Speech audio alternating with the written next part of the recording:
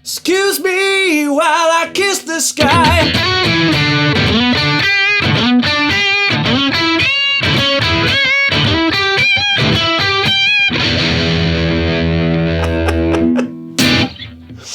If you haven't learned this riff yet, I highly encourage you to, because it just makes you feel great. This is a fantastic riff, one of the best ever. This is Purple Haze by the legendary Jimi Hendrix. Let's get in for a close-up and learn this awesome song. Okay, so we are in the key of E major, and if you have not come across it yet, this is the Hendrix chord. This is an E7 chord, dominant chord shape, with a sharpened ninth. We don't typically play the thinnest string, but we do play the thickest. And it sounds great in that traditional kind of Hendrix rhythm. The kind of foxy lady thing. So we're going to keep coming back to that again and again, but the first notes of this awesome song and riff are totally out of key. This is actually the blue note in the blues scale, okay? It's an A sharp in this case, and then we go to teach and learn this riff. I'm actually encouraging you to visualize a lot of bar chord shapes. Don't even have to be able to play bar chords, you just need to try and memorize these kind of shapes. So that's our E7th chord at the 7th fret, and we're kind of going up those first three notes as a triad. So just to recap what we've done so far, we've gone from the 6th fret to the 8th fret on string 6 and 4. That happens for 2 bars. 1, 2, 3, 4. Short and sharp, so relax your fingers on the fretboard. Sliding then up to kind of, and thinking of this bar chord shape.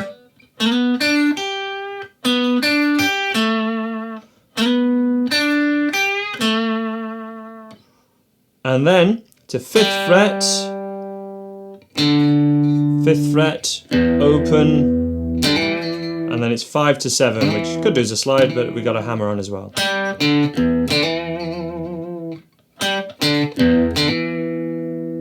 We're doing a lot of these kind of drop down slides as well, though many of those sound like overdubs to me on the original recording. Recap of what we've got so far. 2, 3, 4.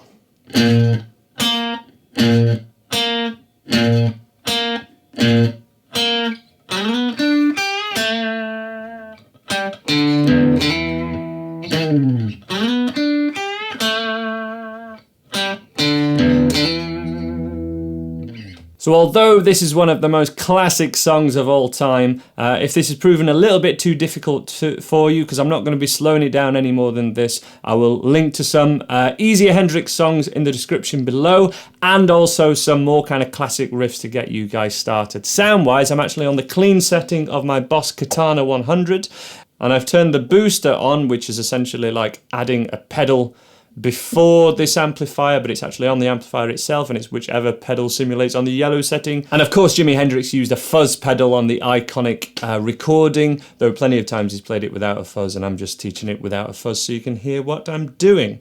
That's the first part of this awesome riff and song. Second half of the opening riff.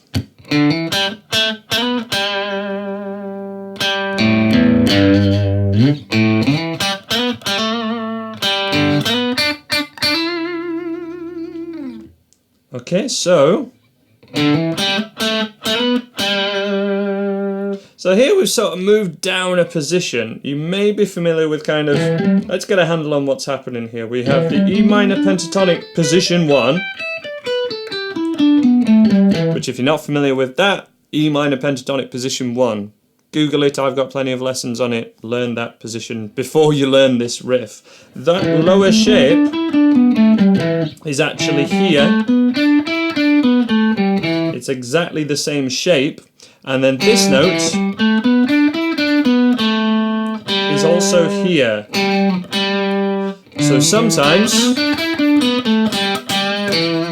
especially in the key of E, we're often actually more in this position with our thumb over the top. And that's why Hendrix is playing those notes in that kind of position. It's like playing it like this. You can get hold of those notes a little bit more, it's a little bit more comfortable. Well used technique, first taught with my lessons in Sunshine of Your Love. If you like this but it's perhaps a bit too hard for you, Sunshine of Your Love would be like a perfect one before this. And that's the start of it. 5, 7, 5, 7, 9.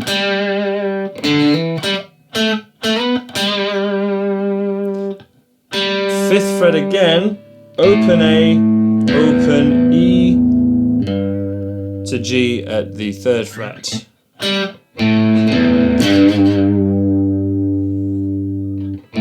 Then we hit the open A again, and it's a slide to 5th fret.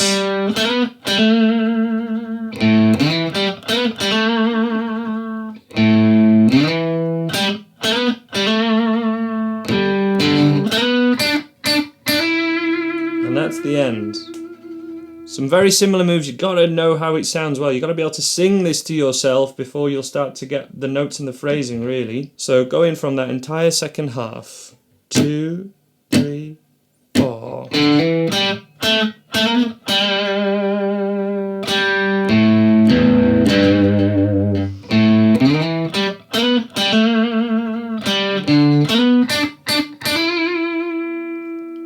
Whole intro as a very slow recap. This may take a few attempts, it may take a few days to learn. Go easy on it. It's one of the most classic and badass riffs of all time. Once you've learnt it, you will have it for the rest of your life. Take the time to learn it as well as possible. And do I play it exactly like Hendrix? No, who can? So go easy on yourselves and try and have a go at learning this great riff. Take the time to try and get it right. 3, 4.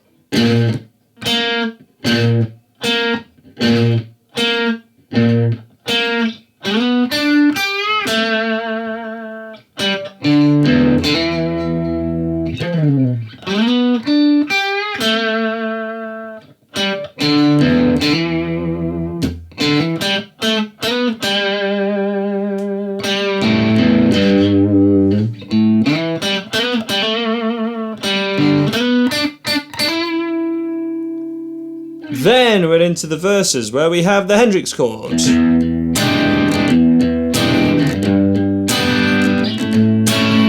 these, essentially like an F major 7 chord, moved higher up, and our thumb on the root note. This is the Hendrix style of playing these kind of chords.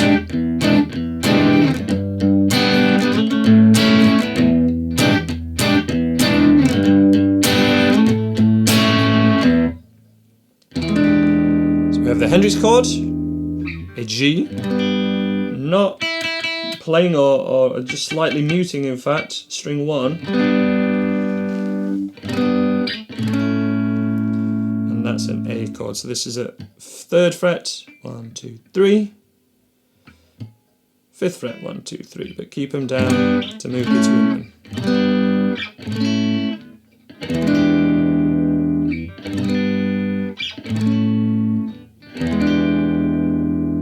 If you're totally new to these kind of shapes, this shape is very similar to a B7 from kind of a 12-bar blues in E. So having a warm-up with more standard kind of 12-bar blues in E, Sweet Home Chicago, that kind of thing, will really help you.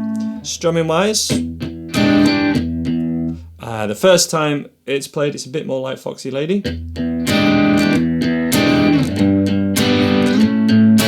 Kind of this, hit the strings, everything, hit the strings, everything. The second time it's played, and from there it's a little bit more. Thick thicker strings, and everything always slightly dampened, slightly palm muted. So it's all wrist really, this strumming, and electric guitar strumming. Absolutely all wrist. My arm is totally planted on the guitar.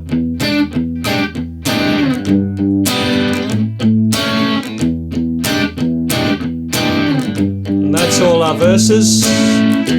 Excuse me while I kiss this guy. Is this octave technique, which I made a video about recently. My 1 million subscribers video, I said this was a modern rock technique, essentially. Of course, pioneered by Hendrix in the 60s.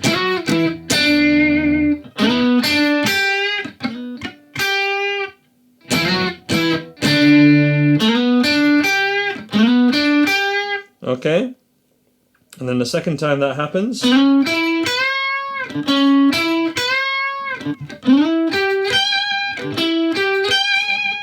that's where I finished my demo. Recap over that again. First finger here is at 7th fret, going 9, 7, 5, and the little finger, sorry, is just accompanying it. I'm keeping my fingers still.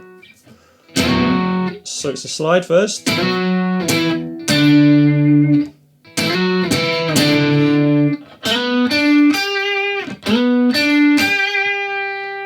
And then you would normally go back in, but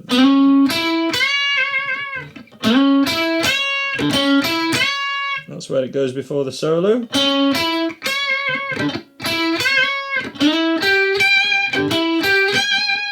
Let me know your other song requests in the description below. Take your time to try and learn this one as well as you can, and try and get as much from the Hendrix version. Listen to the Hendrix version as much as you can to really get all the subtleties of his fantastic playing. Please subscribe if you haven't already. I hope to see you next time. Bye bye for now.